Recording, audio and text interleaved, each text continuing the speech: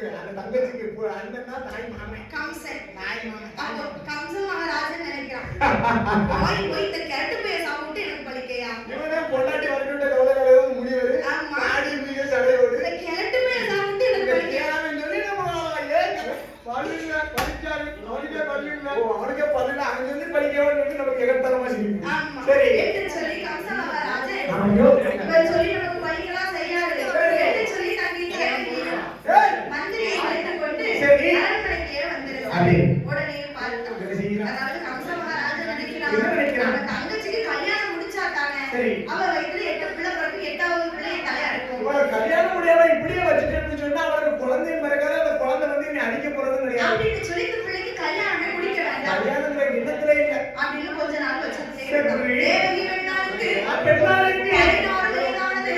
அப்பா தேவி 16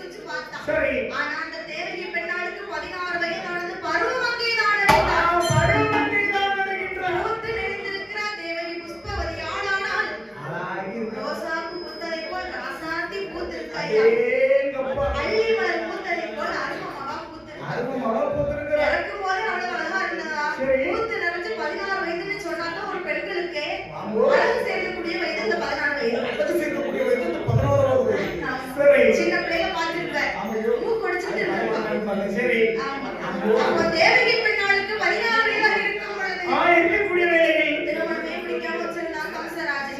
உடனே மந்திரியானவர் சொல்லுறாங்க, அண்ணா என்னதான் இருந்தாலும் நம்ம தங்கச்சி தேவகி ஒரு குமரி பெண் வீட்டுல இருந்து கொந்தளிக்க கூடாது. குமரி பெண் வீட்டுல இருந்து கொந்தளிக்க குடும்பமே அடைஞ்சிடும். கண்ணு இருந்து கதறினாலும் சொன்னா வீடு ஆகாது.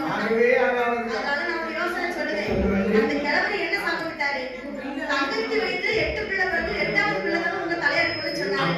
நாம ஒண்ணு செய்வோம், தங்கச்சிக்கு எப்படியாவது சிந்தி ஒரு கல்யாணம் முடிச்சு ரெண்டு வந்து பிரிச்சு வச்சாருங்க.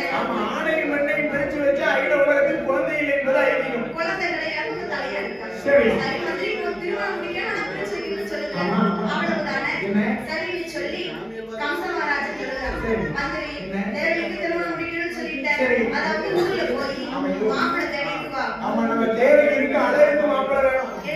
என் தங்கச்சி எவ்வளவு வந்தோ அந்த அழகு ஏற்ற மாதிரி ஒரு மாப்பிள்ளையை கொண்டு வந்து 3000 பொட்டுகளை எல்லாம் அள்ளிக்கொண்டு காவலாளிகளை மந்திரி தேவையின் கலர் போல தேசத்துல மாப்பிள்ளை இருக்கா என்று சொல்லி இருக்கா என்று பார்க்க ஒவ்வொரு தேசமா சரி மாப்பிள்ளை பார்க்கணும்னு சொன்னா லேசப்பட்ட விஷயமா? அதான் விஷயம் இல்லையா? ஏன்னா தேவையும் அளவு போல பார்க்கணும். சரி என்று சொல்லி ஒவ்வொரு தேசத்துல போய் மந்திரி பெண் பார்க்க போறேன். எந்த தேசத்துல இந்த தேவையை